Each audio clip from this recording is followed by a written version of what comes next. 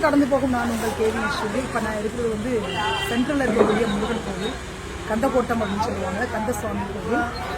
வாரம் எனக்கு எப்போ நேரம் கிடைக்கும், சனி ஞாயிறு எப்போ நேரம் கிடைச்சாலும் சரி இந்த கோவில் நான் கண்டிப்பாக வந்துடுவேன். ஸோ நான் இவ்வளோ தூரம் இருக்கிறேன் அப்படின்னா அதுக்கு முழுக்க காரணம் வந்து முருகன் மட்டும்தான். ரொம்ப பவர்ஃபுல்லான ஒரு தெய்வம்.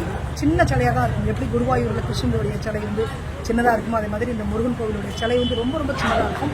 ஆனால் அதோடைய சக்தி என்பது மிகப்பெரியது. எதிர்பார்க்காத ஒரு சக்தியை வந்து இந்த முருகன் வந்து கொடுப்பாரு. குலதெய்வம் தெரியாதவங்களுக்கு முருகன் தான் குலதெய்வம் அப்படின்னு சொல்லுவாங்க.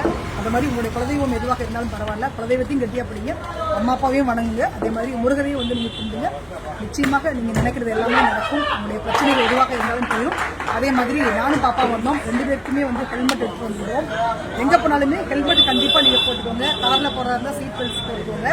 இது வந்து காவல்துறைக்கு பயந்து கிடையாதுங்க. உங்களுடைய உயிரை பாதுகாக்கக்கூடிய மிகப்பெரிய ஒரு கவசம் இது. ஏன்னா 100 விழுக்காடு ஆக்சிடென்ட்ல பார்த்தீங்கன்னா 90 விழுக்காடு ஆக்சிடென்ட் உயிரை காப்பாற்றி இருக்கிறாங்கன்னா அதுக்கு மிக முக்கிய காரணம் வந்து ஹெல்மெட் அப்படின்னு சொல்றாங்க. அதனால கண்டிப்பாக வந்துட்டு ஹெல்மெட் நீங்க போடுங்க. உங்களுடைய பயணம் வந்து எளிதாக இருக்கும்.